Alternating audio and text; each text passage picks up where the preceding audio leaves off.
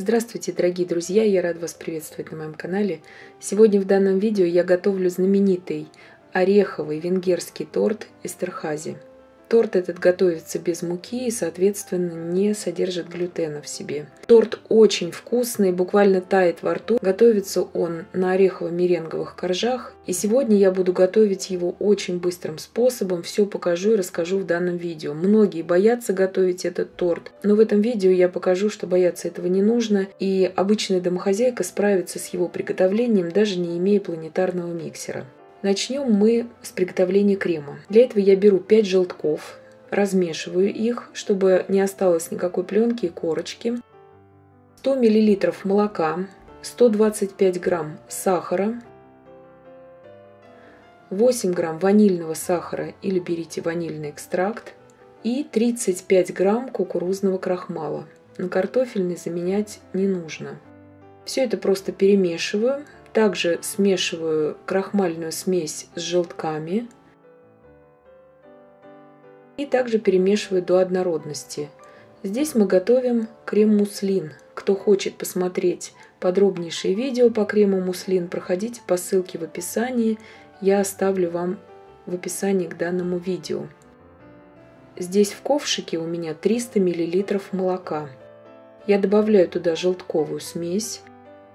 Все это аккуратно перемешиваю до однородности и иду на огонь уваривать всю эту смесь на среднем огне при непрерывном помешивании.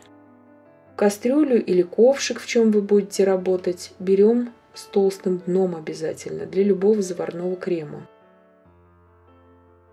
Когда крем начнет закипать, вы это почувствуете, смесь начнет густеть.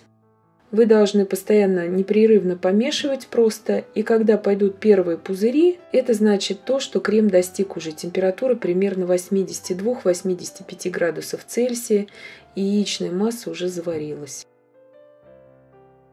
Заварную основу можно снимать с огня. Переливаем всю заварную основу в емкость, где она у нас будет остывать до комнатной температуры. Также накрываем ее обязательно пищевой пленкой в контакт. Оставляем ее, чтобы она остыла, не совсем была ледяной холодной, а где-то до 25-27 градусов Цельсия. А масло, 200 грамм сливочного масла, нагреваем до температуры 25 примерно градусов Цельсия, чтобы крем не расслаивался. Пока остывает заварная основа, мы приготовим коржи. Здесь у меня 210 грамм белка, щепотка соли, 8 грамм ванильного сахара, либо же ванильный экстракт берите. 220 грамм сахара я буду вводить постепенно в течение минуты во взбиваемые белки. Сейчас взбиваю на высокой скорости примерно минуту.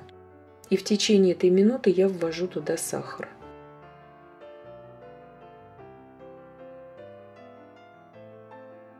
По прошествии минуты я добавляю во всю эту меренговую смесь 20 грамм кукурузного крахмала.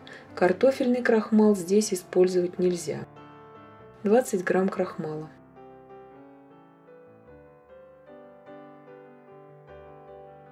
И когда мы ввели весь кукурузный крахмал, взбиваем эту смесь не менее 8 минут, 8-10 минут. Вот такая глянцевая пышная масса, белая, у вас должна получиться, которая хорошо держит форму. 120 грамм молотого миндаля. Это даже не миндальная мука. Видите, там и жмых у меня какой-то прослеживается в ней. Ничего страшного. В этом торте вообще в Венгрии используют и грецкий орех. Орех вы можете здесь использовать любой.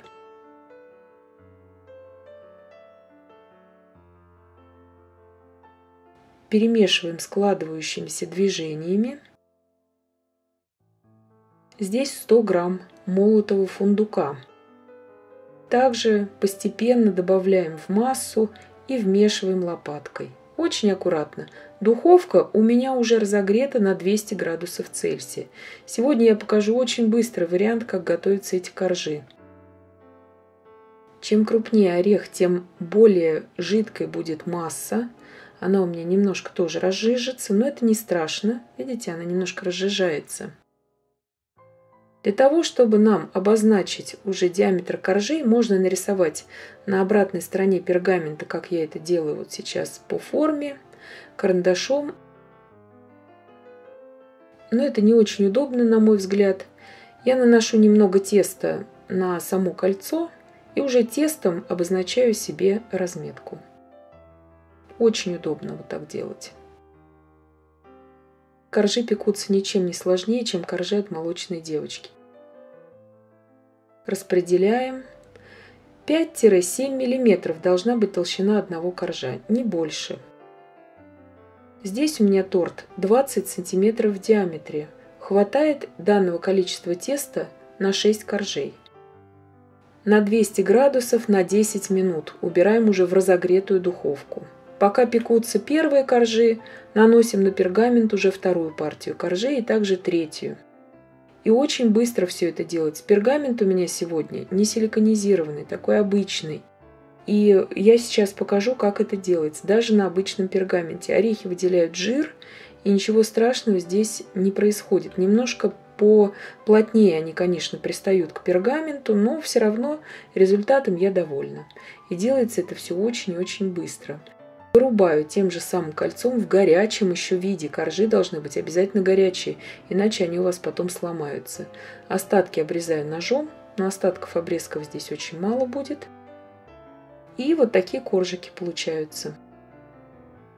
5-7 мм они в толщину. Обязательно храним их, если вы хотите их в стопочку сложить, простилая пергаментом. Поверхность коржа должна быть абсолютно сухая и не должна липнуть. Теперь завершим приготовление крема, когда коржи уже готовы. Масло, смотрите, у меня размягчилось вот до такого состояния. Сейчас повзбиваю минуты 3 200 грамм сливочного масла и введу туда всю заварную основу. Еще раз повторяю, что крем-муслин можете посмотреть на моем канале. Есть подробнейшее видео. Проходите по ссылке и смотрите.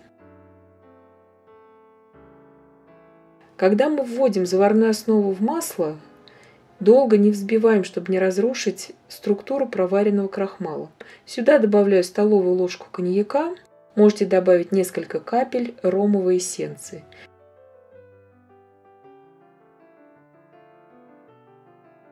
И собираю торт. Торт собирается очень быстро.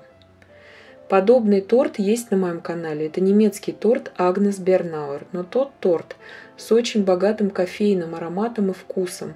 Проходите по ссылке в описании и смотрите. Также он печется на миндальной муке. Вы можете другую ореховую муку использовать. Там также корица добавляется и какао в корже. Очень вкусный торт.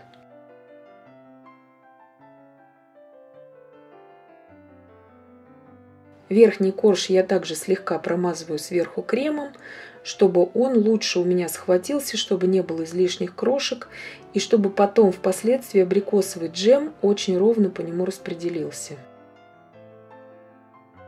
И убираем сейчас торт в холодильник, лучше всего на ночь, для полного пропитывания. Но если же вы не имеете времени абсолютно, хотя бы часа на 4 его уберите в холодильник. И перед подачей потом, если вы мало продержали в холодильнике, на полчаса оставляйте при комнатной температуре. Убираю в холодильник на ночь. Прошла ночь. Торт очень хорошо пропитался. Здесь я разогрела в микроволновке 50 грамм абрикосового джема. Джем должен быть очень кислым. Здесь, если у вас нет кислого абрикосового джема, вы можете взять и сливовое повидло, все, что есть, но очень-очень кислое, чтобы было, чтобы оттенялся именно вкус вот этого кислого джема. Здесь я растопила 100 грамм белого шоколада, добавляю туда 35 миллилитров сливок, комнатной температуры, сливки у меня 30% жирности, и просто все это перемешиваю. Получается вот такая смесь. Этой глазурью я покрываю всю поверхность торта и просто слегка разравниваю. Она сейчас сама разровняется. Здесь достаточно буквально 20 грамм темного шоколада. Перекладываем его либо в корнетик, либо вот как у меня кондитерский мешок. И рисуем спираль.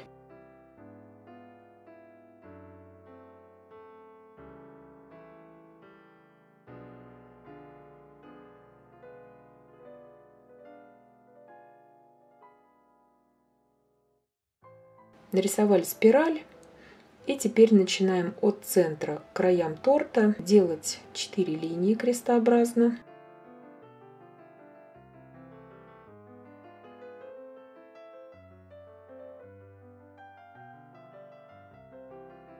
И от них уже начинаем их делить на сектора. И получится у нас типичный для торта Эстерхази рисунок сверху. И теперь от краев торта к центру делаем, также разделяем каждую половинку.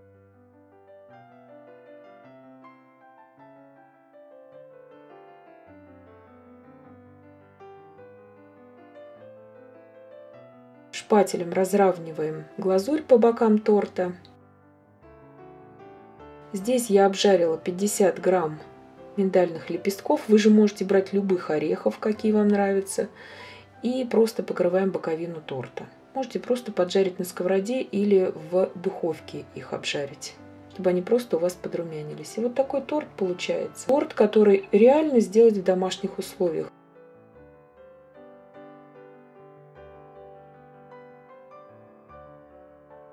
Вот такой разрез у него получается. Очень сочный, очень мягкий, очень пропитанный торт получается. Порадует всех любителей ореховых тортов и десертов. Видите, надламываю вилкой, очень хорошо он надламывается. Он очень хорошо пропитан. Буквально тает во рту этот торт. Я надеюсь, что видео было полезным и познавательным. Подписывайтесь на мой канал, ставьте лайки, пишите комментарии. Я всем желаю больших успехов и до встречи в новых видео.